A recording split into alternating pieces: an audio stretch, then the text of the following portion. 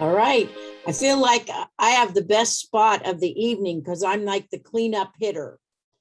And so I can sort of dovetail off some of the other things that people have said.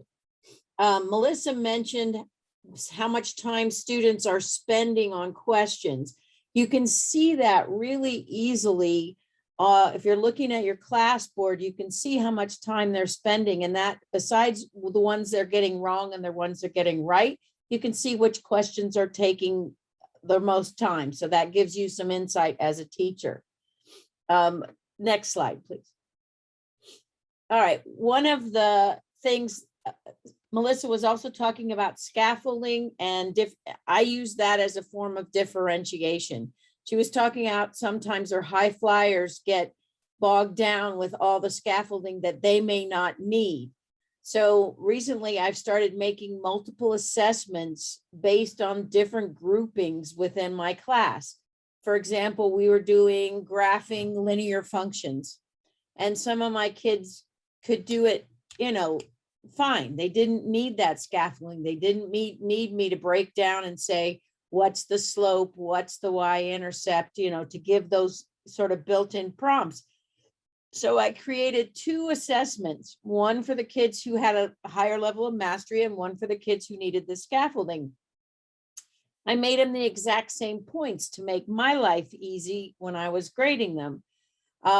I also named them very similar names. So if a student's sitting next to somebody and they look at the name is similar.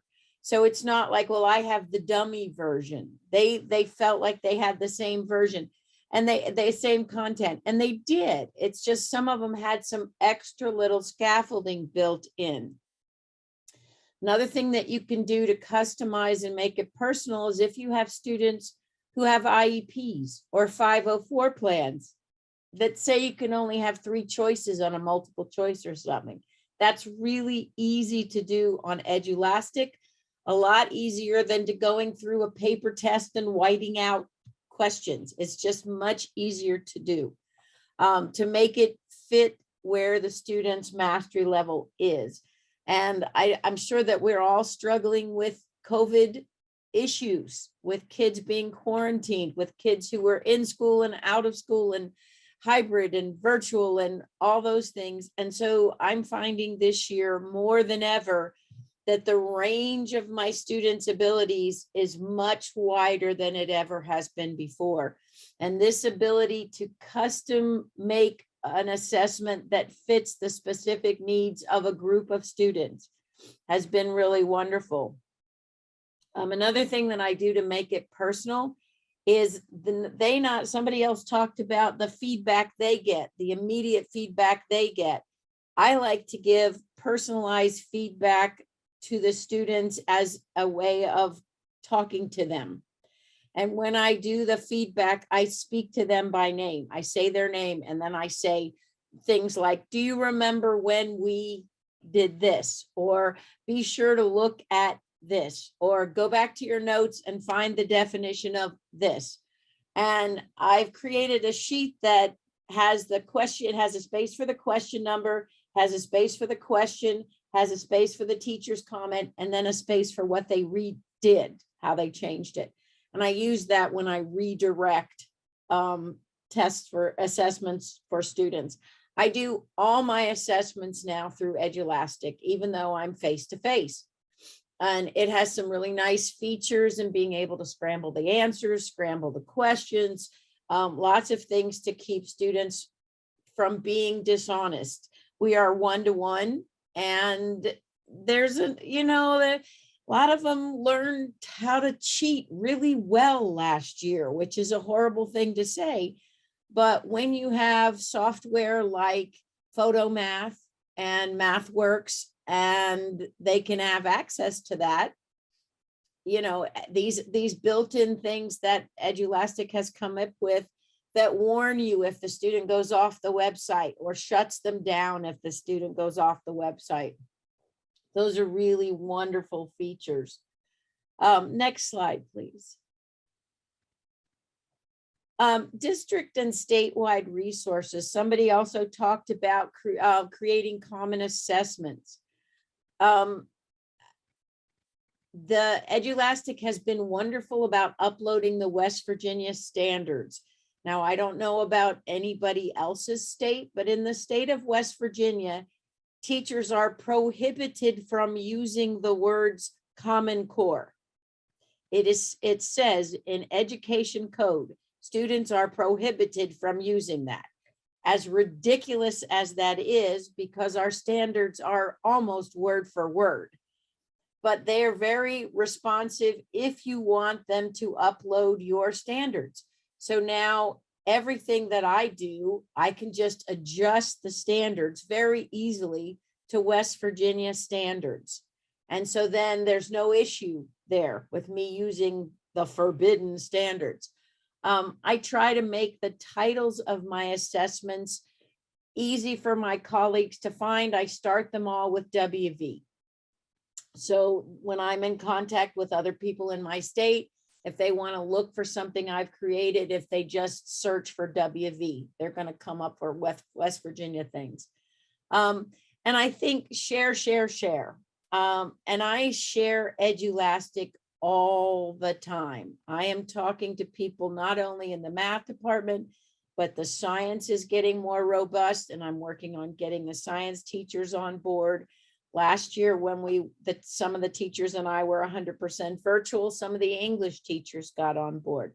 It is so flexible and so adaptive and so usable. And I've been using Edulastic for about 5 years, I think. And I came upon it during one of my master's programs. And I was looking at a website, and it was the 10 best software, the 10 best apps. And I literally just stumbled upon it. And in the years I've been using, it has been so responsive to what teachers have said. Teachers have said, could you make it do this? Or could we have the ability to see this?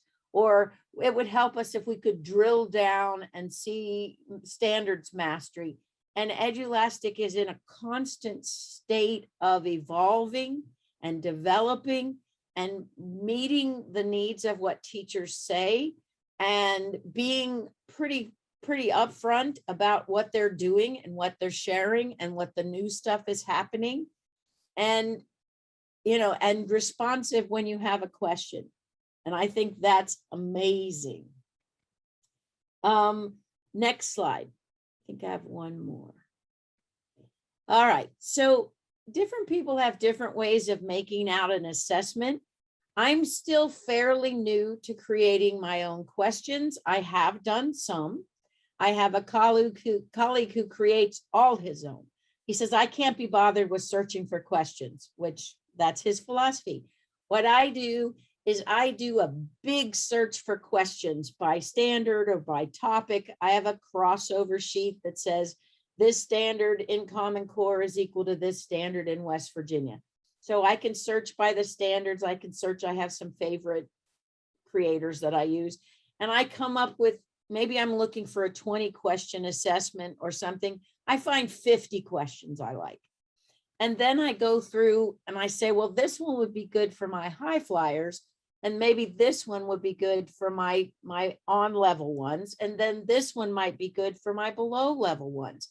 So in casting that big net, in finding a big assortment of questions, I find questions that meet the needs of all my students.